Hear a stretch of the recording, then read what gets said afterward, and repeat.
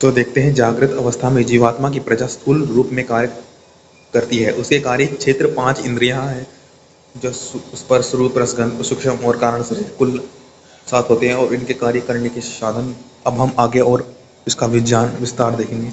5 प्राण तो देखते हैं। देखो किस प्रकार से ये प्रकृति बनी और ईश्वर कैसे इसमें समाविष्ट है और समाविष्ट होकर के वह कैसे हमारे लिए जैसे हम इस स्थूल रूप में करते हैं वैसे ही सूक्ष्म रूप में ईश्वर करते हैं। जैसे कि हम स्थूल और सूक्ष्म रूप में करते हैं वैसे ही ईश्वर भी स्थूल और सूक्ष्म रूप में हमारे लिए कार्य निरंतर करते रहते हैं।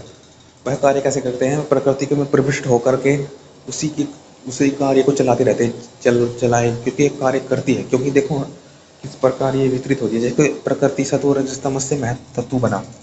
अब देखो दो प्रकार के बनना होता है। एक तो होते हैं गुणों में विकार आना, विकार से कुछ बनता है। एक होता है कि उन गुणों में एक दूसरे को जोड़ करके कुछ नई चीज बना बना देना। एक तो है विकार। विकार यही होता है कि जितना था वह उससे कम ले लिया।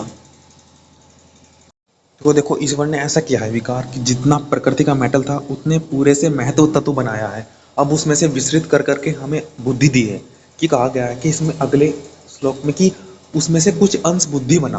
बुद्धि कैसे बना? जैसे कि उसका सम अवस्था।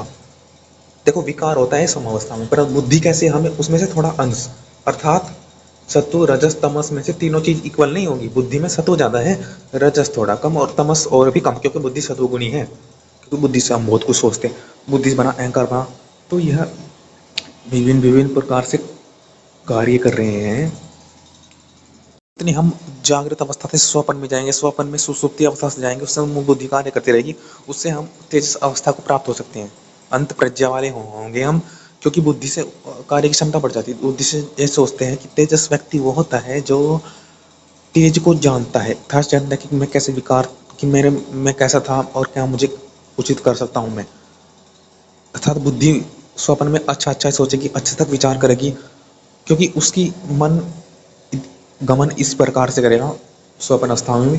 पर स्वप्न अवस्था में यही है कि उसमें हम किस चीज़ से भय नहीं होते, खुले दिल से अच्छा सोच पाते हैं तो अच्छा ही करेंगे। अच्छा क्योंकि जब स्वप्न में अच्छे ही व्यक्ति आत्मा में भाव लाएगा, मन में भाव लाएगा, अच्छा ही संकल्प करेगा स्वप्न अवस्था में। या अच्छा ही वो सोचेगा तो अच्छा ही उसको ज्ञान मिलेगा।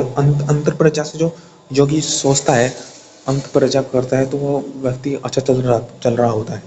क्योंकि अंत प्रज्ञा से बाहर तो हम विचलित होते हैं, भ्रमित होते हैं, परंतु अंतर से हमें सत्य जो चलता है, सत्य के रूप एक रूपता से चलता है। तो वो कहते हैं देखो बुद्धि में सत्व की महत्वता है, ये आपको पता लगी। तो इसमें यही है कि देखो अब बुद्धि बना महत्व तत्व से उसी पूर्व प्रकृति से ईश्वर ने तो महत्व तत्व बना देता, उससे हमें बुद्धि दे दी थी। अब ईश्वर ने उस महत्व तत्व से ही जो बचा है उससे ही अहंकार बनाया। अहंकार से फिर हमने थोड़ा सा अहंकार ईश्वर ने दे दिया और बाकी जो बचा फिर उससे ईश्वर ने क्या बनाया?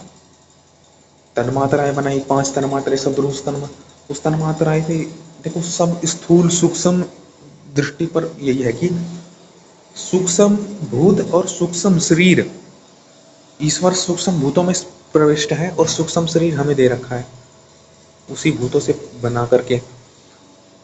तो देखो कैसे है ये है कि रूप रसगंध बना दिया, अब उससे मन बन गया, उससे फिर 10 इंद्रियां बन गई है जो इन विषयों को सोचती है। मन इंद्रियां बन गई हैं और फिर ईश्वर स्थूल भूत बनाते हैं। वायु अग्नि जल आकाश पृथ्वी यह भूत है और हमें ईश्वर देते हैं शरीर। वो देते हैं कुछ कुछ अंश देते हैं। उसमें यह रहता है कि उसमें किसी में सत्व की अधिकता रहती है, किसी में रजस की अधिकता रहती है। जैसे कि इंद्रिय सब और जो ये भूत हैं इनमें कुछ अधिकता, ये विकार हैं, भूत विकार है। शरीर में अधिकता है किसकी? सत प्रकृति की अधिकता। किसी में रजस की, जैसे कि इंद्रिय विषय हैं ये चंचल है, मन चंचल तो रजस की अधिकता है। किसी में तमस की थोड़ा ऊपर नीचे होते रहते हैं। ये है प्रकृति के गुण। सत्व कभी रजस कभी तमस और फिर सत्व।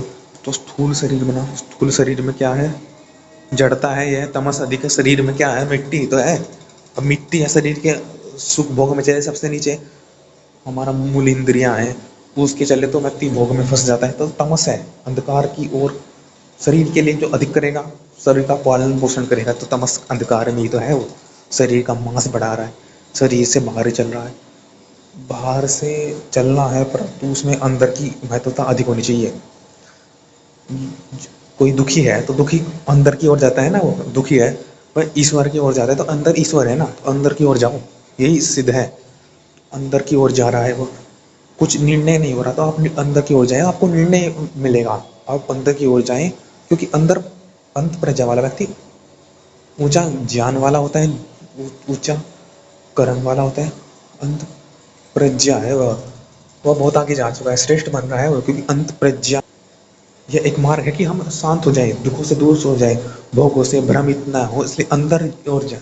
तो जैसे स्थूल शरीर है, तो ईश्वर ने बना रखी ऐसे सूक्ष्म स्वपन अवस्था आती है। देखो फिर स्वपन अवस्था आती है, स्वपन अवस्था में क्या क्या आता है, स्वपन अवस्था में आता है, स्वपन अवस्था में स्व सर्वशक्तिमान सुख संभूतों व्याप्त होकर ज्ञान और कर्म से इन योग्य बनाता है। उसमें भी 7 अंग हैं, 7 अंग क्या क्या है, सप्तरूप स्पर्श, 7 अंग जो पहले का, और 11 मुख हैं, कि वही 5 प्राणों से हम कार्य लेते हैं, तो वही कार्य तो वही है। उसमें ये है कि स्वप्न अवस्था से फिर हमें ऐसा देखने लगता है कि हम उसमें तेजस रूप हो जाते हैं।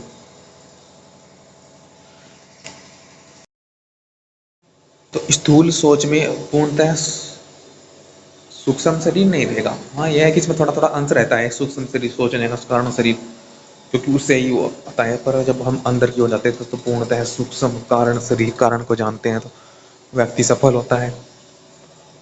स्वपन अवस्था की ओर जाएं, उससे फिर सुसुप्ति अवस्था में जाएं, जहाँ पर सिर्फ आत्मा से ही विचार होते हैं। सुसुप्ति अर्थात आत्मा की भाव सोचता है, उसमें सोता सोता इतना मग्न हो जाता है, सुसुप्ति अवस्था होती है।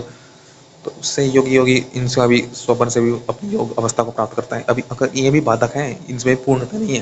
पूर्णता तो यही है कि क्योंकि इनमें भी सूक्ष्म शरीर है, कारण शरीर है, कारण है। और जो इनसे भी ऊपर चला जाता है वो होता है व्यक्ति जो आत्मा की, ईश्वर के प्रकाश से प्रकाश लेता है, फिर वह ईश्वर के ज्ञान से।